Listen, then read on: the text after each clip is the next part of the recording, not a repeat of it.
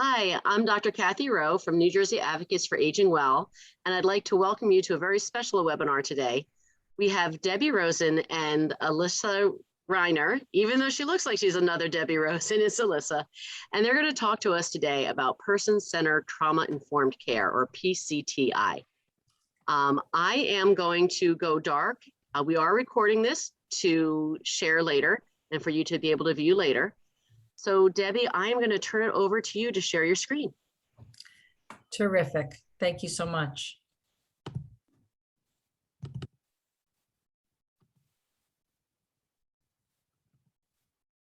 Okay. Thank you to Kathy and to New Jersey Advocates for Aging Well for inviting us and giving us this opportunity today to do this webinar about person-centered trauma-informed care, or PCTI. So as Kathy mentioned, my name is Debbie Rosen, and I am the Community Program Coordinator at the Jewish Federation of Greater Metro West New Jersey. And I'd also like to introduce Alyssa Reiner. Alyssa is a social worker from the Jewish Family Service of Central New Jersey. She is a licensed social worker and yoga instructor and specializes in trauma and geriatrics. So our intention today is to make our presentation and leave time for questions at the end. That being said, if you have sort of burning issues that you want to talk about or whatnot, please feel free to put them in the chat. Kathy's going to be monitoring the chat. And if there's, things that sort of fit to sort of talk about at the moment, we will. Otherwise, we'll save the questions for the end. So our agenda today is to talk to you about person-centered trauma-informed care, define sort of what it is and where it comes from. Challenges to older adults with a history of trauma, discuss that, as well as discussing provider self-care. Now, for those who are with us today who are not familiar with the Jewish Federation of Greater Metro West, I just wanted to give you a very brief introduction and give a sense of sort of how we got into this.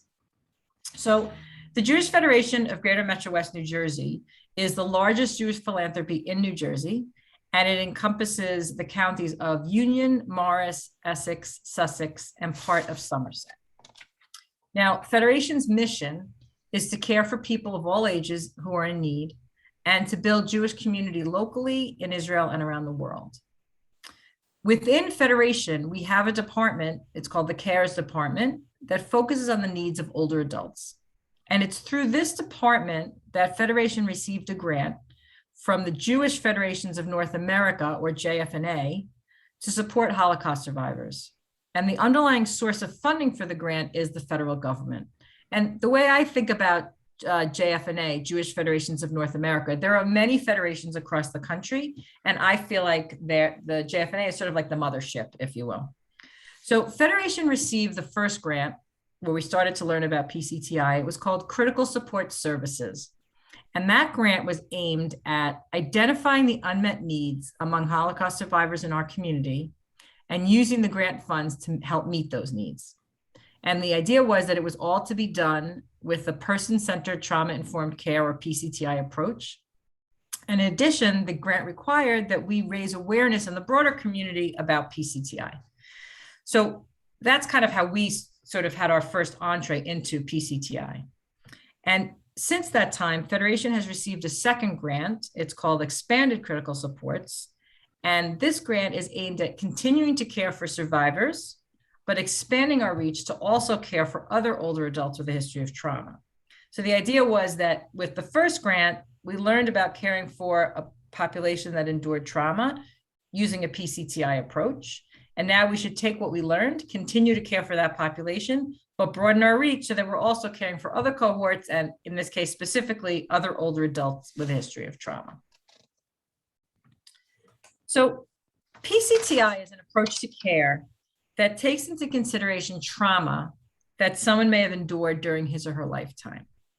And according to a report from 2013 in the Journal of Traumatic Stress, 90% of older adults have experienced at least one traumatic event in their lifetime.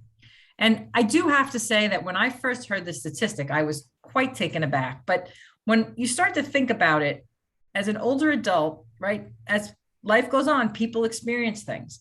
So whether it's a personal trauma, or perhaps it's a trauma of, by living in the world, perhaps you lived through a historic event like the Holocaust or the Great Depression. And for some, even, the most recent pandemic triggered some traumatic reaction. So PCTI is an approach to care that recognizes that this type of a trauma can affect someone throughout their lifetime. And this is the definition that we've used. And I thought it would be helpful for me just to read it because it really does kind of bring all the pieces together. So person-centered trauma-informed care is a holistic approach to service provision that promotes the dignity, strength, and empowerment of trauma victims by incorporating knowledge about the role of trauma in victims' lives into agency programs, policies, and procedures.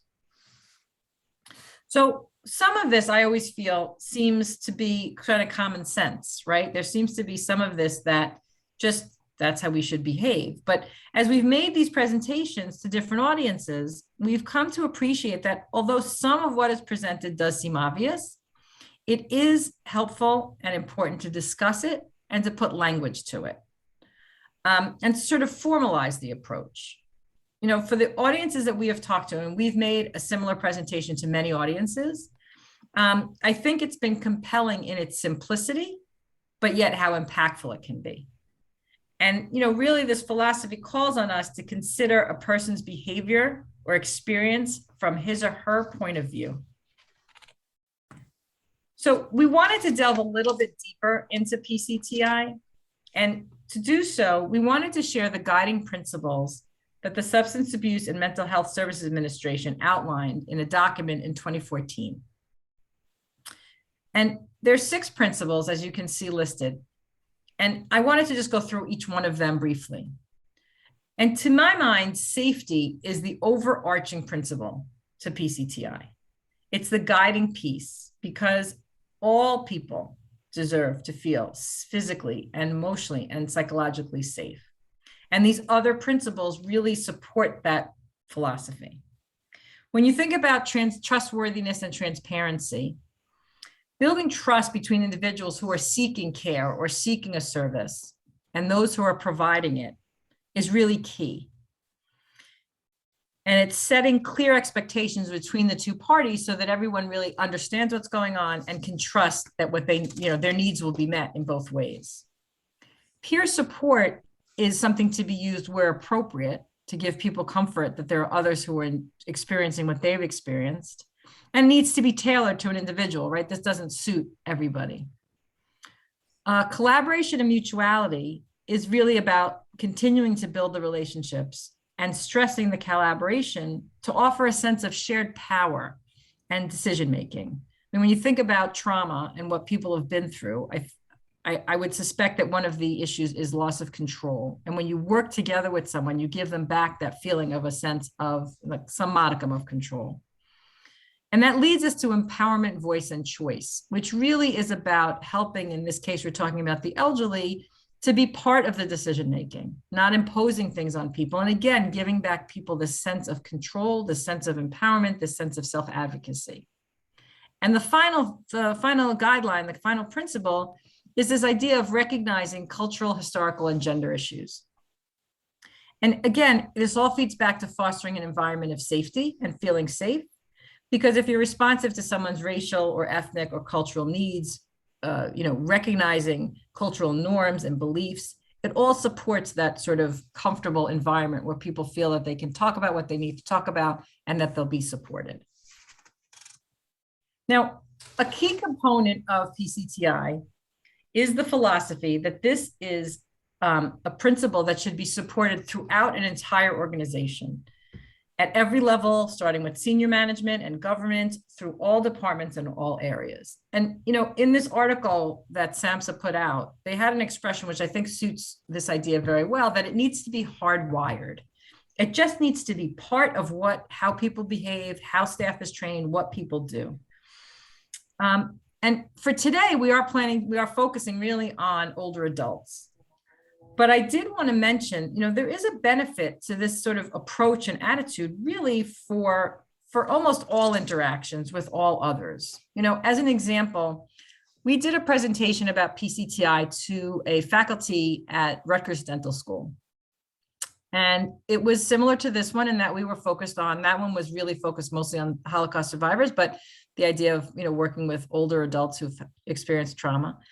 And there was an orthodontist in the audience who at the end said to us, I appreciate that this is focused on older adults. And as an orthodontist, I don't see very many older adults, but I really do feel that I've gained a lot to help me work with my population, the kids that I work with in terms of orthodontia.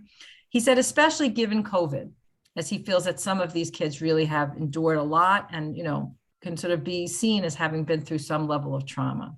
So it really is something that I hope and I think can be applicable in different areas. So that's kind of the quick and dirty 101 on PCTI. And just to be clear, I am not a clinician. I am not a social worker. I've learned what I've learned through working with Alyssa and others, as well as working on these grants.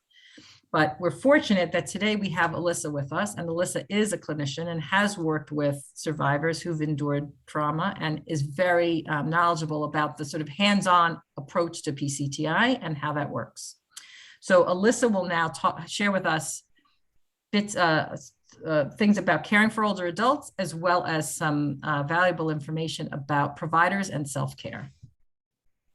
Thank you, Debbie. Thank you for having me, everybody. I'm sorry for my tardiness. I'm a person who prides myself at being early. So, I do apologize. So as Debbie mentioned, I'm a licensed clinical social worker. I specialize in geriatrics and trauma. I work at Jewish Family Service of Central New Jersey, where I really focus on my work with Holocaust survivors. And more recently, we are really taking our work with Holocaust survivors and expanding it to really understand what the experience is for other older adults from different populations with the trauma history. I like to bring in this anecdote when I present to explain the fact that the field of older adults and trauma is something that is severely underrepresented. I went to this big international trauma conference a couple of years ago already, and it was thousands of people there. And the room for the people who are focused on the older adults and trauma, it was maybe 5 of us. And so it really goes to show that this is a topic that there's not a lot of literature on, there's not a lot of research on. And as a result, we had to really pave the way and understand our clients by pulling in from different theories, different approaches, and just learning directly from our clients. There was no roadmap that we had. So that being said, this very fancy slide in front of you is something that we had developed as a result of our work with Holocaust survivors. So this is based on Holocaust survivors of Union County. Throughout my presentations, we found that this is something that can be generalized, I think more so, but please keep in mind that this is anecdotal. This is not something that you will find in a textbook. It's something that we made up. So what happens to older adults when they experience trauma? Well, we need to look at a person through a holistic point of view. So the basis and the foundation of their life is trauma. That's what we have there in red. That is how they grew. That is how they developed. That is the basis and the foundation for their life. A lot of times, as people grow and people develop, they started their education, they started their career, they started their families. And so they developed coping mechanisms. They were able to distract themselves and forget about their traumas. They developed communities, and that's something that provides so many different protective factors. So any symptoms of post-traumatic stress disorder that they might have had was pushed down. The dust kind of settled in their trauma lives, and they were able to push it away, compartmentalize it, and not think about it again. And then our population at around the age of 65, sometimes more, sometimes less, they start to retire. They have less distractions. And then the normative process of aging starts to infiltrate their lives. Their independence starts to slowly diminish. People around them start to pass away, deaths of family and friends, things that used to distract them, their children, their jobs, their community, all of that kind of filters apart. And then of course, now we have pandemic as kind of like the icing on the cake when it comes to this. And what do we have? We have crisis, suicide, and all of the PTSD symptoms that they had been repressing their entire lives have come back in full force. And we saw this before the pandemic, but the pandemic has really uprooted this so much more. So I think it's a lot more obvious. Next slide, please, Deb. Thanks. So we did partner with academic researchers from Fordham University and from Centenary University, and we had interviewed our Holocaust survivors. Please don't ask me questions on this because I don't know if I'll be able to explain it. Quite honestly, it is very confusing. This is why we partnered with academic researchers, but we did provide structured surveys, measurable, validated measures on emotional regulation, anxiety, depression, and loneliness. And what we did find is that, yes, our Holocaust survivors were depressed. They were anxious. They had significant difficulty with regulating their emotions, and they were feeling lonely. Keep in mind, this was before the pandemic. So we had seen all of these things, but now we have the research to back it up and to prove it. Next slide. Okay, so what does trauma in older adults look like? It can look like a lot of different things, and that's why it often goes unnoticed. We often call trauma the hidden variable in older adult care. From a physical perspective, we have high amounts of chronic disease. One study came out a couple years ago that said that Holocaust survivors have more chronic diseases than their non-Holocaust survivor counterparts, but they still live an average of 7 years longer. And scientists don't understand why. I have a few theories, but we don't know why. There's a lot of gastrointestinal issues. There's issues of stunted growth. Thinking about if a person experienced their trauma during childhood, for instance, somebody during the Great Depression, did they have the amount of nutrition available to them so that they could develop in a normative, typical way so they could go through puberty? A lot of our Holocaust survivors we see are under 5'5" because they did not have the nutrition that they needed in order to grow fully. And so a lot of their physical mechanisms just look different than other older adults. And then of course, on top of that, we also have the normal difficulties of aging. So we have that aspect, but on top of that, we have the psychological kind of presentation. As we know, we have more depression, we have more social isolation, we have more anxiety, which often presents as severe agitation, a lot of issues with sleep. So insomnia, nightmares, night terrors, feelings of hopelessness, hyperarousal, which is sometimes almost presents as mania, which also kind of looks like severe agitation. And ultimately, we see a lot of suicidal ideation and unfortunately, a lot of suicidal attempts. And then, but wait, there's more.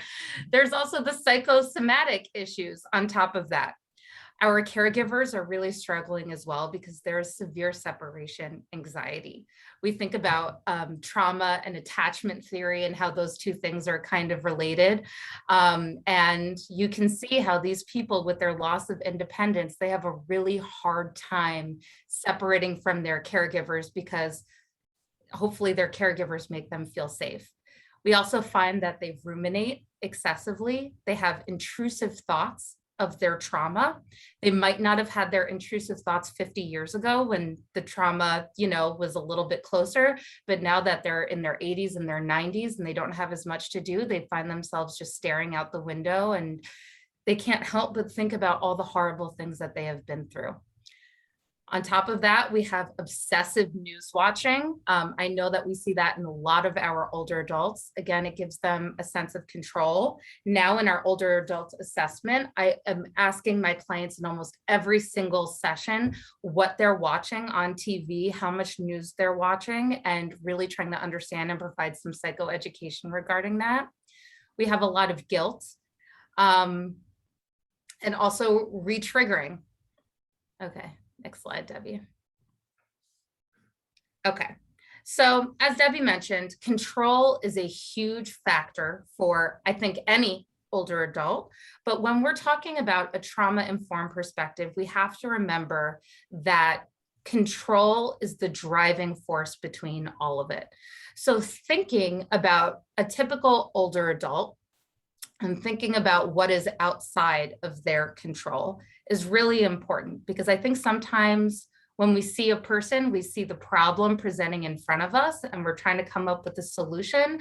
And it's really hard to figure out or see the holistic sense of the individual in front of us. On the most bottom level, we have routine disruption. Okay, within the past year and a half, we've had significant home health aid turnover. There's been like a huge pandemic of not being able to get enough home health aides or just switching home health aides over and over, and cancellation of previously held activities. If they did have things that they enjoyed doing before, like going to their senior centers, they couldn't do that for the past year and a half. That is all outside their control. They are also having a significant lack of medical resources. There's a lot of issues with getting transportation. Medicines are not as easy to come by. At the beginning of the pandemic, just getting toilet paper was a big crisis. And so you have someone who might be low income or doesn't have transportation. How are they going to get what they need to survive? So that's also outside of their control. So they have their outside world outside of their control. They have their medical supplies, and their body is outside of their control. On top of that, their own mind is not in their own control. Without those distractions, those intrusive thoughts are just impossible to separate themselves from. It's impossible. And then that leads to flashbacks where they're actually reliving and re-experiencing their trauma. So we have this mind-body experience where everything is outside of their control. And ultimately, they feel like, well, the only thing that is in my control is how I choose to end my life and how I choose to end my life with the dignity and respect that I deserve. And I'm verbalizing that, but that's typically not what they're saying, but that's kind of the underlying subconscious thought was nothing else is in my control. Well, at least I have this form of escape. Next slide. Okay, so with all of that, let's think about the things that are actually inside of their control. These are their coping skills that they utilize. Now, remembering that their positive coping skills, the things that we would like them to do, are often not accessible. They are often not accessible for a variety of reasons, either cognitively, financially, socially, whatever. So what is in their control? Watching the news. The compulsive obsession with watching the news is a way for them to gain control. They need to understand what's going on in the outside world, especially when we're talking about older adults with a trauma history, when we're talking about Holocaust survivors, when we're talking about older adults from any type of persecuted minority. They need to understand what's going on in this world because they need to know if they need to flee. They need to know how to protect themselves. Another thing that's in their control is anger. It is their right to be angry. And I don't blame them for being angry. There's substance abuse. I'd also add gambling to that. We're actually seeing a large amount of gambling right now, and self-neglect. Those are all choices that they have. And those are the ones that exist in their world that they can access that gives them an outlet for their pain and suffering. Then the ultimate thing that we see, and I know a lot of us in the professional helping professions that we see, is a controlling of either us as the professional caregivers or the family caregivers. They are seeking a connection. They are looking for somebody to come into their life and to help them solve their problems, to save them, to take away their pain. And this idea of demanding or controlling or manipulating, and I hate those words, but we have to use them, and sometimes we do use them, Those are all ways to help them gain control over their own life. Next slide. Okay, so what happens if a client comes to you and you're with an older adult and they disclose to you that they have gone through this significant trauma experience? Very possible. I would think a lot of us have probably heard a lot of traumatic experiences from other people, and we have bared witness to a lot of different traumas that other people experienced. I think it's really important to remember that it's okay to be quiet. I think we have this idea in our society that we need to fill up space with words, but we're allowed to give space for them to say what they need to say and to be supportive. We need to remember that body language is 98% of communication. So just showing them that you're engaged and interested and listening without saying something is going to be very helpful for many of them. We do not want to say dismissive phrases. Sometimes their uncomfortableness makes us feel really uncomfortable. And so we want to say things like, I understand, it's okay. But actually, you most likely do not understand. And for them, it's not okay.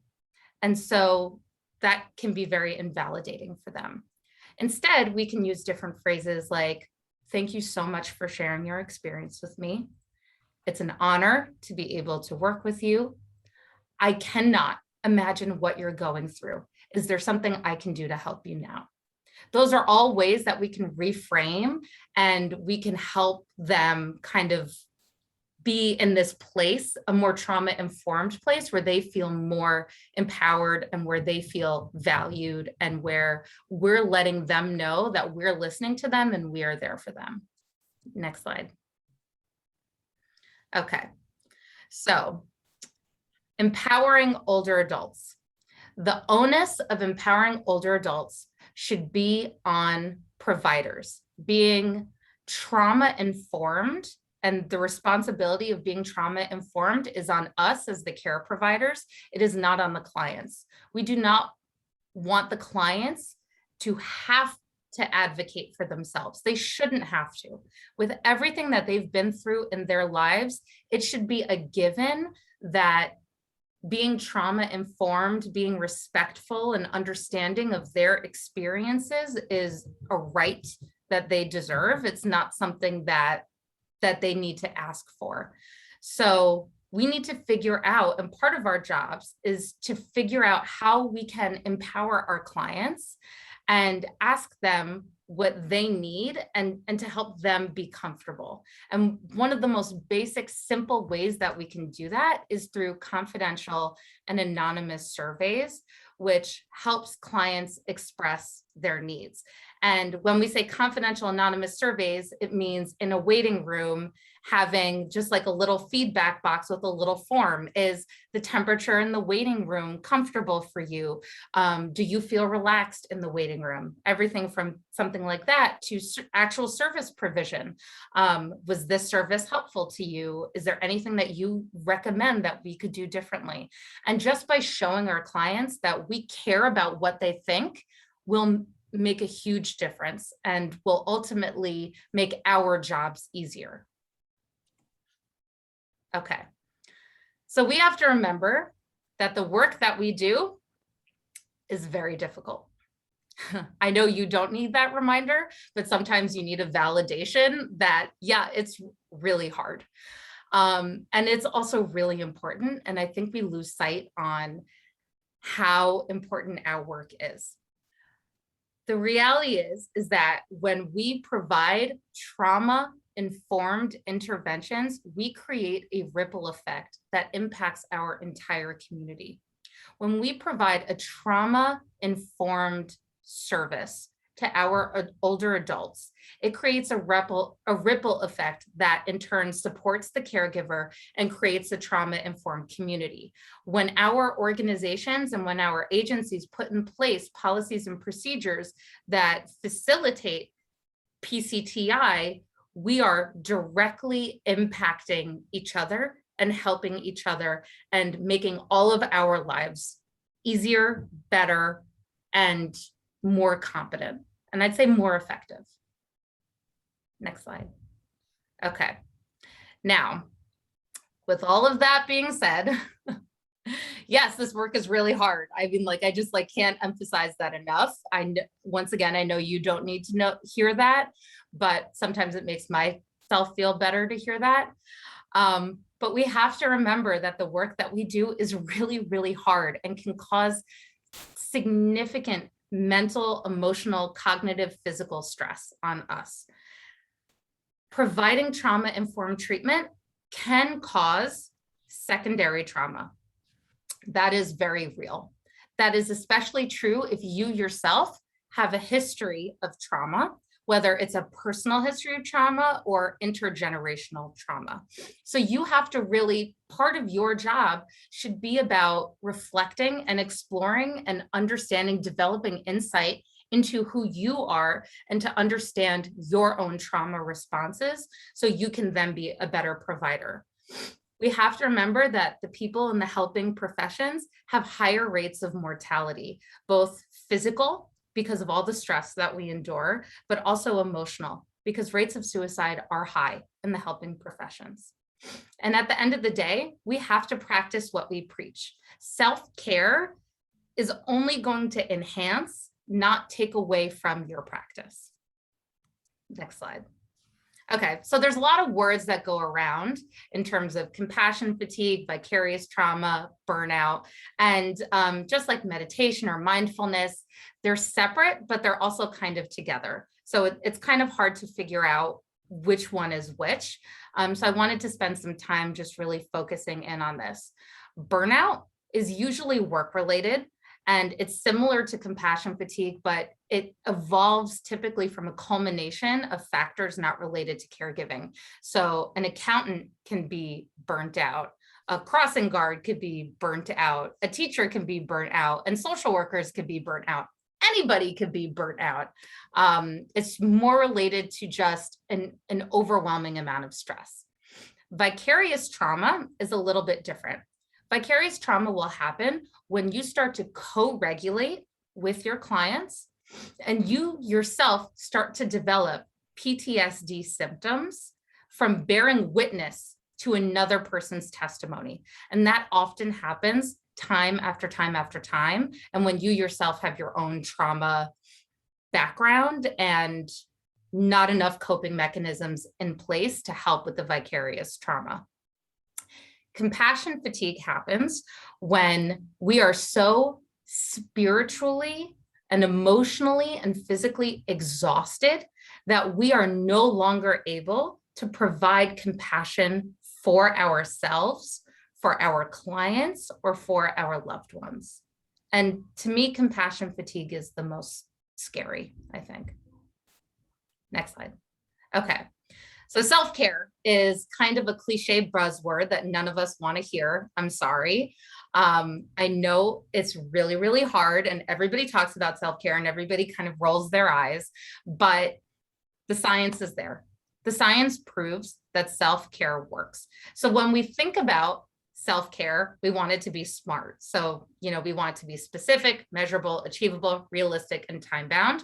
But I also made my own SMART because I think, we need to reframe it a little bit for us.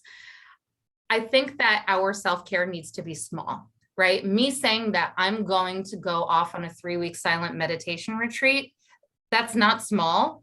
It's not realistic. It's not even something I really want to do. And it's something that I'm doing once and I'm expecting all my problems to go away from it, right? So taking one big vacation one time a year is just not the type of self-care that's really going to prevent the compassion fatigue, the burnout, and the vicarious trauma.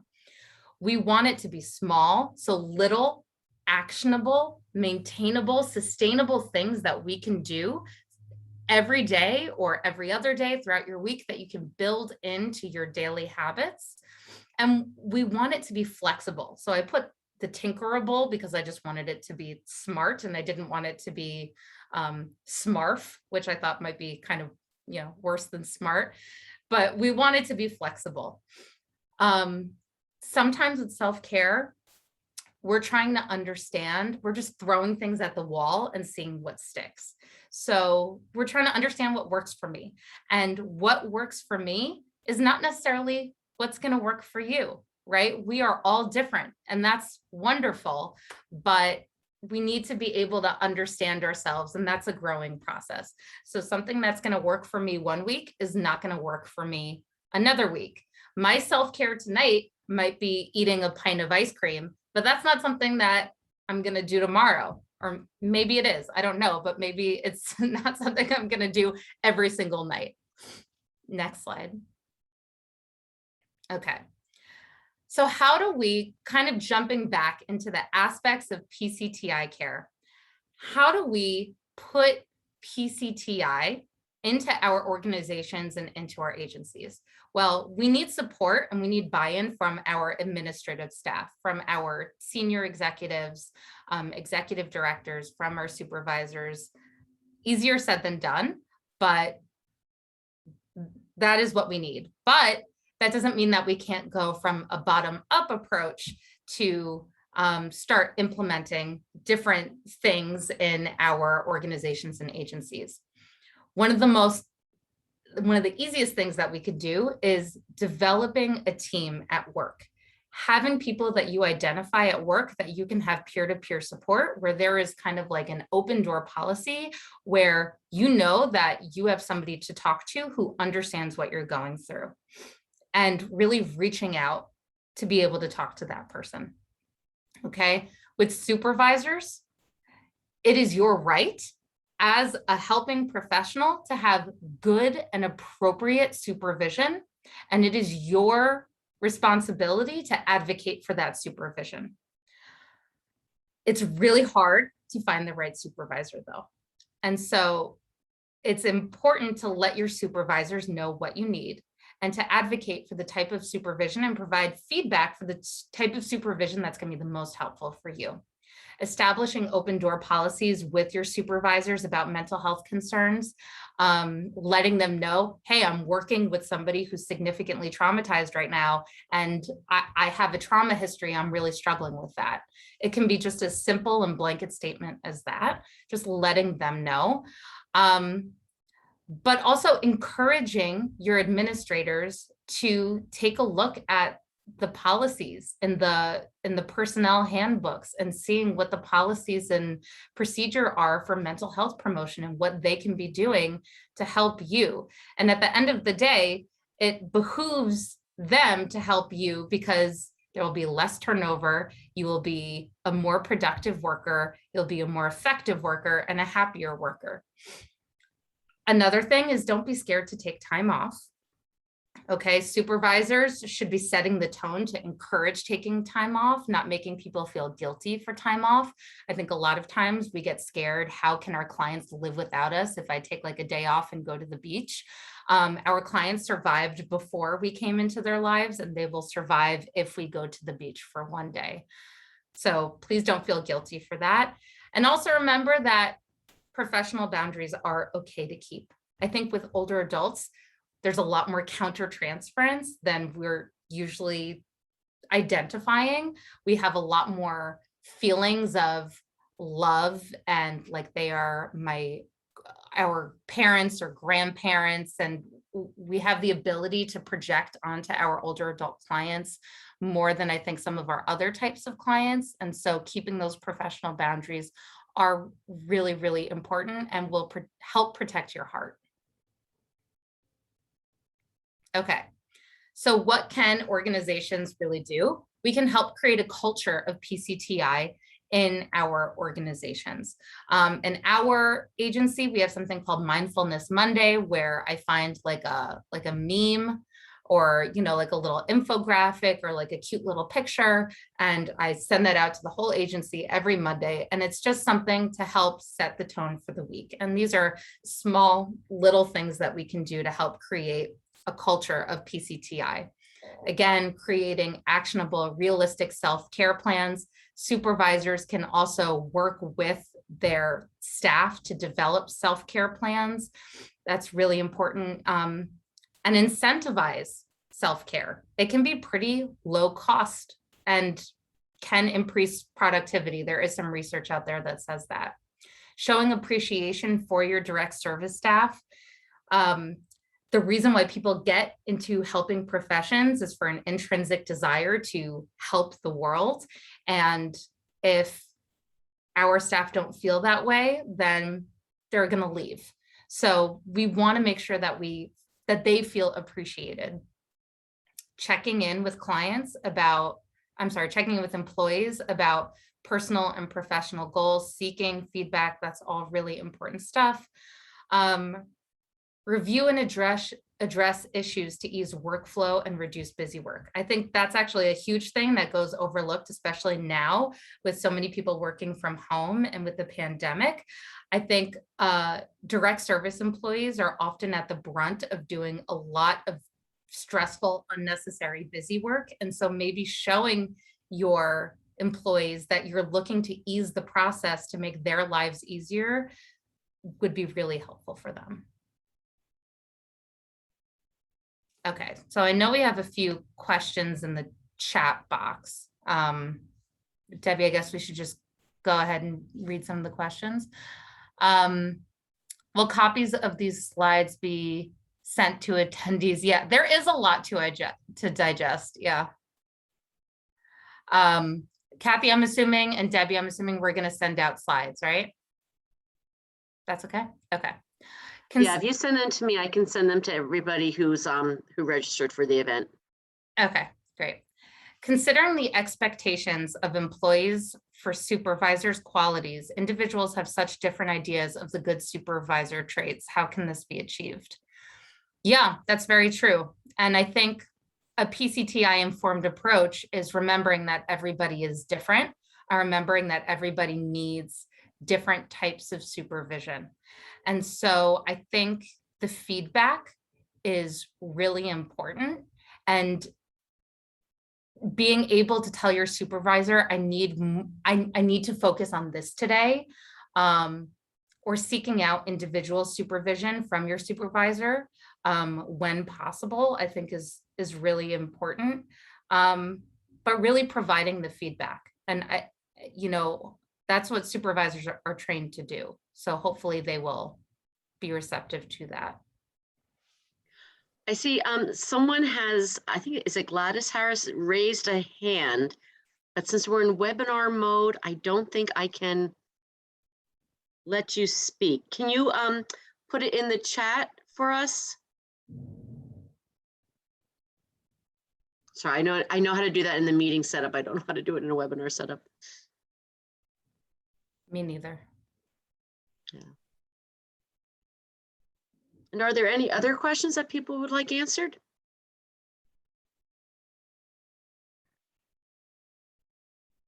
Okay, we'll just wait a minute for them to see if they can put in the chat. If they're listening on phone, I don't know. I don't think they can get in. Okay, we'll see if she can get that in. But in the meantime, I really want to thank you for this presentation. I met Debbie about a year ago, and when she explained PCTI to me, I keep saying this, why aren't we all talking about this? Why isn't this approach we use for everything? Okay, and we have the question here now. As a solo entrepreneur, the issues raised regarding balance and self-care are critical. I have to take time to play golf, ski, quilt all during the week. Yeah. Yeah, I mean, that's good. And figuring out what works for you. I think a lot of times we have this image in our head that we should all be meditating and doing yoga. But I mean, I know I meditate and do yoga, but that's not for everybody. And I recognize that. I also do Krav Maga. That's something that I do twice a week. That's Israeli martial arts. So I get out some of that aggression. So I do that too, and really not having guilt when it comes to self-care. I think that's a huge thing. I mean, I could talk forever on compassion fatigue and self-care, because it's something that has become, I think, really cliche, and something that we're like, oh, what's your self-care like? But we need it. We need it in order to keep doing this work. Very good points. Okay. Thank you again for joining us all. We also have an Aging Insights episode that is on our website and YouTube channel. You can, that's on PCTI. You can find that by going to njaaw.org and clicking on Aging Insights. And again, thank you, Debbie and Alyssa, for joining us today. And thank you all for taking time out of your very busy days to come and learn more about this very important topic. Thank you, Thank and you we'll so see you much. again soon. Bye, Take care. everybody. Bye-bye. Bye. Thank you.